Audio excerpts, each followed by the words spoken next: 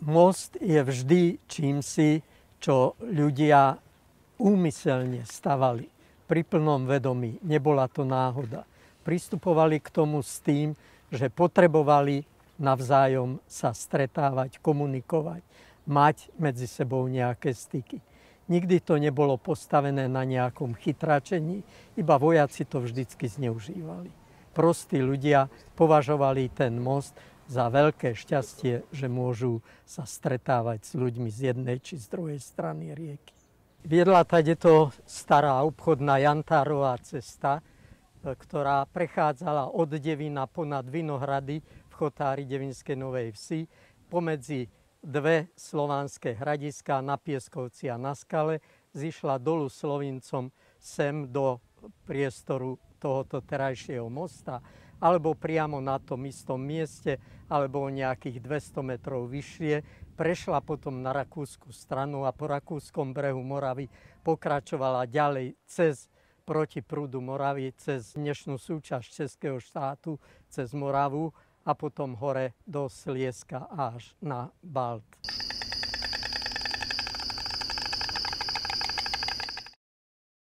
Poprvý raz sa spomína most cez rieku Moravu na tomto území roku 1271. Spomína sa to preto, že český král Přemysl II. Otakar išiel sem do Bratislavy vymáhať si veno pre svoju druhú manželku, Kunhutu uhorskú dcéru Bela IV. Poprvý raz 1270 prišiel do Bratislavy a potom 1271 sa píše, že letopisci to zaznamenali, že na tomto území staval Přemysl Otakar 4-krát most cez Moravu. Potom máme v histórii medzery o mostoch. Nehovorí sa o mostoch, ale zaujímavé sú údaje, že napríklad 1420 Žigmund, kráľ, spája kráľovský hrad Devín natrvalo s prievozom cez Dunaj a cez Moravu. Devínske hradné pánstvo vlastne zaberalo územie nielen popri rieke Morave, ale aj za riekou Dunajom. A potom s týmto sa nám spájajú už veľmi zaujímavé údaje, ktoré hovoria napríklad z roku 1614 prenajali vtedajšiemu zemepánovi Devinského hradu, Koloničovi, prenajali mýto a prievozy na Morave a na Dunaji. Za mýto, za vyberanie mýta mal ročne zaplatiť 160 zlatých. Za prievoz na Dunaji 40 zlatých a za prievoz cez Moravu 160 zlatých.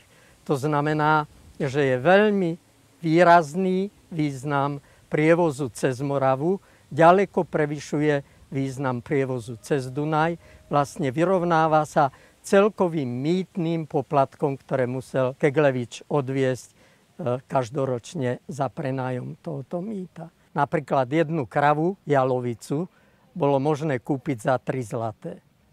Takže keď mal zaplatiť 160 zlatých za prievoz cez Moravu, muselo mu to veľmi dobre vynášať, aby nebol stratový. A keď bol ochotný toľko zaplatiť za to. Veľmi zaujímavý údaj je síce až z roku 1771. Materiály o ňom sa nachádzajú v archíve mesta Bratislavy. Je tam údaj o tom, že presne na tomto mieste, teda v latinskej terminológii, medzi Devinskou Novou Vsou a Schlosshofom v nemčine, ale v latinčine Arzthof, je postavený most, ktorý je dlhý 290 siah. To znamená, jedna siaha je necelé 2 metre, takže celkom dlhý most. A ešte okrem toho je tam konštatácia, že príjazdová cesta na tento most je vyrobená z lámaného kameňa, ktorý je prerušovaný, tento príjazd je prerušovaný 3 oblúkmi, klenutými oblúkmi, na to, aby mohla pri povodniach odtekať voda z tohoto územia.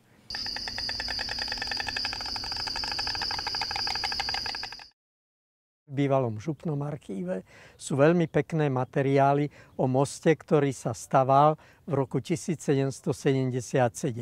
Vtedajší šafár na Devinskom panstve, volal sa Gašpar Stermenský, predkladá zhromaždeniu šľachty Bratislavskej stolice informáciu o tom, ako jeho zemepán Mikuláš Pálfy postavil spolu v súčinnosti s Rakúšanmi nový most cez rieku Moravu v roku 1777. A je tam presne uvedené, koľko dubového dreva, koľko bukového dreva, koľko lát z borovicových stromov, všetkého sa použilo. Hovoril o tom, že mali prístav v Devíne a odtiaľ sú tam vyčíslené náklady na malé mostíky, ktoré musel postaviť Pálfy, keď chcel dovážať borovicové drevo tam zo Záhoria, z borovicových lesov. Takže veľmi pekný materiál z roku 1777.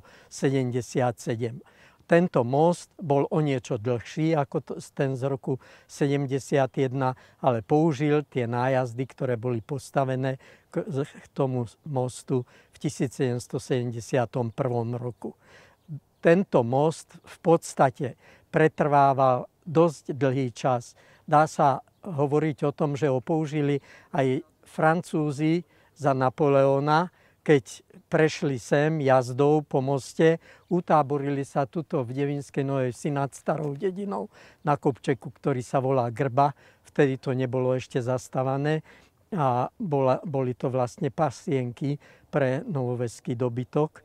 Takže tam na Grbe sa utáborili a zabili niekoľkých občanov, podpálili niekoľko domov a je v matrike narodených aj záznam o tom, že zabili aj miestneho farára, ktorý sa volal Ján Zelinka a potom, že ho pochoval farár z Malaciek.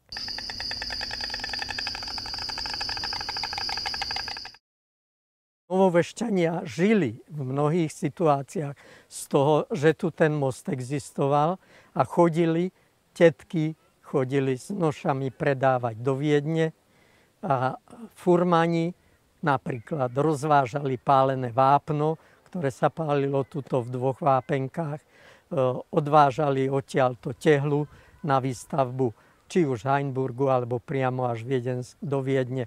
Dokonca jeden z tých furmanov vedel rozprávať o tom, ako viezol fúru páleného, nehaseného vápna na prekrytom voze až do Talianska.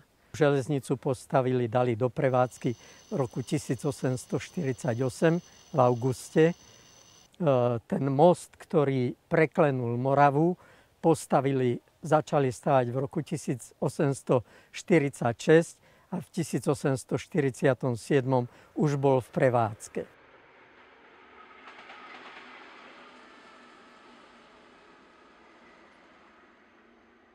Potom máme údaje o moste, ktorý vlastne odniesla voda. Možno to bol práve ten, ktorý používali ešte tieto napoleonské vojská. Bolo to v zime v roku 1881 na rok 82, keď začiatkom januára prišlo k veľkému otepleniu a hladina Dunaja stúpla tak silno, že silno zamrznutá Morava vlastne nezniesla tú vodu. Tá dunajská voda sa preliala cez zamrznutú Moravu a strhla tento most a zaniesla ho až 2 kilometre proti prúdu Moravy. Teda celý most vlastne sa zničil týmto činom.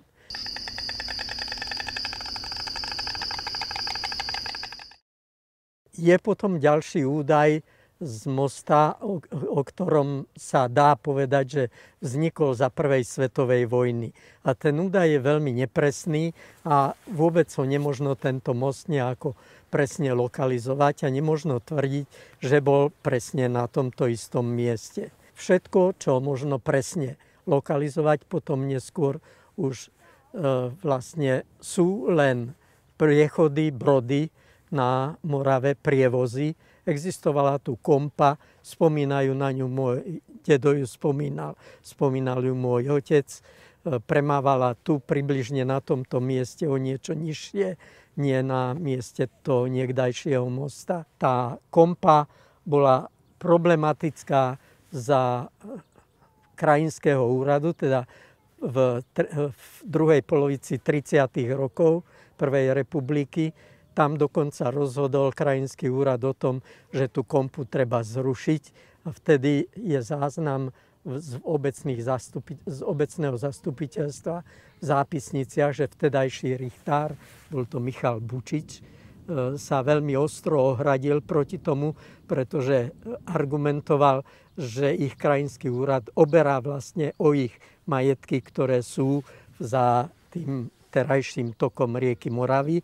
O moste potom už možno hovoriť iba v rokoch 1944, keď ho postavili nemecké vojska. Riaditeľ tunajšej základnej školy, pán riaditeľ Leopold Jablonka, ktorý zachytil v obecnej kronike, ako s údivom sledoval túto výstavbu mosta Nemcami. Hovoril o tom, že je prekvapený, ako sú úžasne technicky vybavení.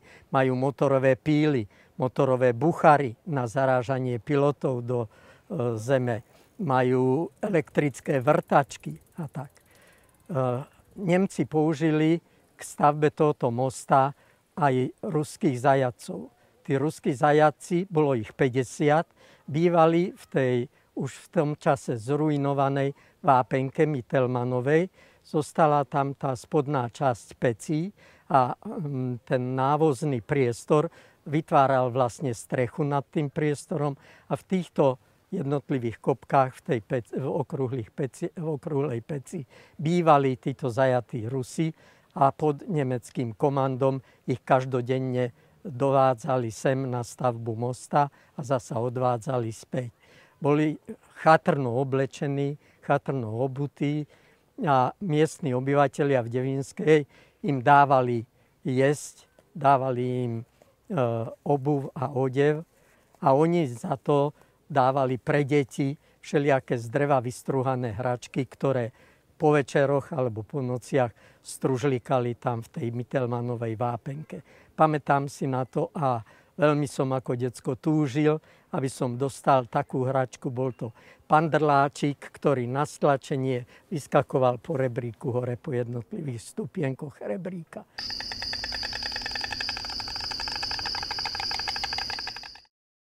Ten život v 44. bol tu veľmi čulý.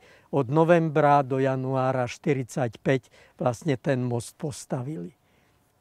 Potom v priebehu vojny Nemci ho pri ústupe 5. apríla 1945 vyhodili do vzduchu. Vyhodili v ten istý deň aj železničný most smerom na Marchek a vyhodili ešte aj most, ktorým prechádza železnica ponad vstup do Devínskej od Bratislavy, od Lamača. Ale Rusi ho pružne dostavili ho, aj keď Nemci ostreľovali tú stavbu mosta, Rusi vždy to dokázali zreparovať tak rýchlo, že mohli ten most používať. Obyvatelia Devínskej ten most používali zhruba do roku 1949. Devínčania totiž mali do ich chotára patrilo územie, ktoré bolo za zregulovaným tokom rieky Moravy. Moravu zregulovali roku 1886 a bola splavnená až po Suchorad, vlastne až po Kostolište, približne na úrovni Malaciek. Bola v tom roku 1886 splavnená. A pri tej regulácii došlo k tomu, že vlastne sa odklonil ten hlavný prúd vody na naše územie. Ale to územie za tým hlavným prúdom patrilo do chotára Devínskej Novej Vsi a vlastne tam, kde končí terajší tento nový cyklomost, tam je koniec, alebo tade je hranica pôvodná chotára Devínskej Novej Vsi. Tade tiekla tá stará rieka Morava. to územie, ktoré dali Rakúšanom za Československej republiky ešte teda v 50. rokoch, Rakúšania potom vykompenzovali tak, že dali štvorcové kilometre, pridali ich na Južnej Morave. Takže Novoveský Chotár vlastne je kdesi aj na Južnej Morave.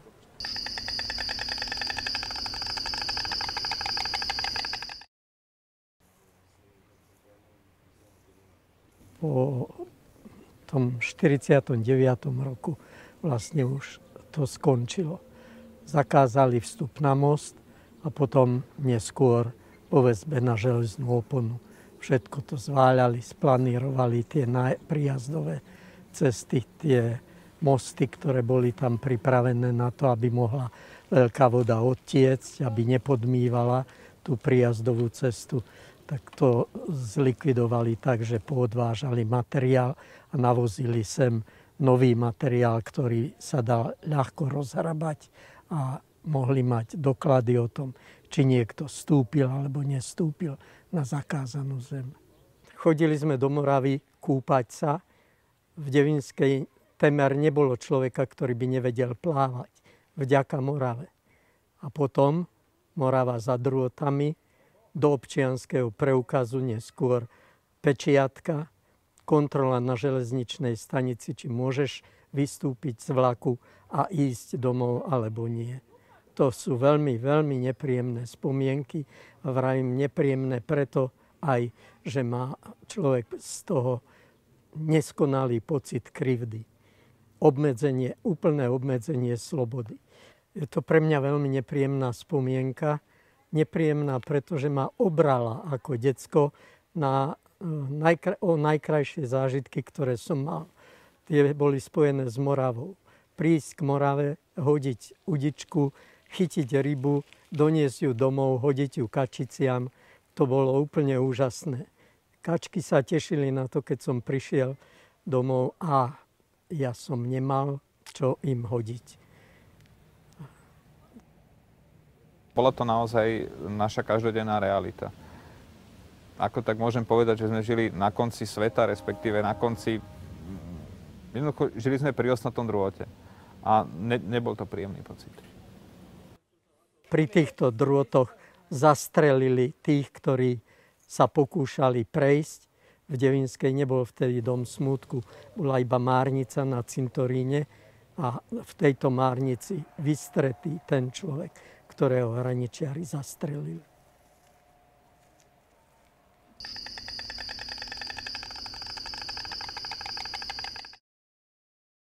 V roku 89, keď padla železná opona, som bol práve v maturitnom ročníku a bol to jeden z najkrajších pocitov v mojom živote, najkrajších zážitkov, keď tú hranicu, ktorú som už ako prakticky dospelý človek vnímal veľmi negatívne, tak sme ju vlastnými rukami roztrihali, čo bolo niečo naozaj nádherné. Začalo to v roku 1986, keď starosta NGH Štetenu, pán Matiáš Vindič, oslovil jestvujúceho starostu v Devinskej Novej Vsi a dokonca sa aj u nás stretli a rozprávali sa o tejto myšlienke. Samozrejme, že vzhľadom k tomu, že bola studená vojna, tak to nebolo možné realizovať. Z tých ďalších, z tej histórie cyklomostu by som spomenul v roku 1990, hneď po revolúcii, tú chvíľu fungovala Kompa. V roku 1993 bola zaujímavá iniciatíva, keď sa rekonštruoval Marchexský most železničný. Bola tu snaha opraviť tam tie druhé piliere a vybudovať tam pešiu lávku. To sa nestretlo s pochopením železníc. No a potom následne tá myšlienka stále žila, bola tu istá snaha a skutočný ten obrad nastal až vtedy, keď sa Slovensko stalo členom Európskej únie, keď bol dokončený zámok Schlosshof. Myslím, že práve vtedy nastala tá správna symbióza a vtedy sa začalo naozaj reálne pracovať na tom cyklomoste. Stavebné povolenie bolo vydané v roku 2010, most bol hotový v júni roku 2012. Myslím, že to bude jeden obrovský rozvojový impuls pre rozvoj turizmu v Devinskej Novej Vsi a ja pevne verím, že väčšina Bratislavčanov spoznáte Devinsku z tej krajšej stránky, lebo naozaj tu máme tú nádhernú prírodu a keď už sa prídu pozrieť na cyklomost, tak uvidia, že čo všetko tu v Devinskej máme a nemáme tu toho málo. Som veľmi rád, že existuje tento most a som presvedčený, že už sa nenájdu vojenské sily, ktoré by ho z nejakých taktických dôvodov zničili.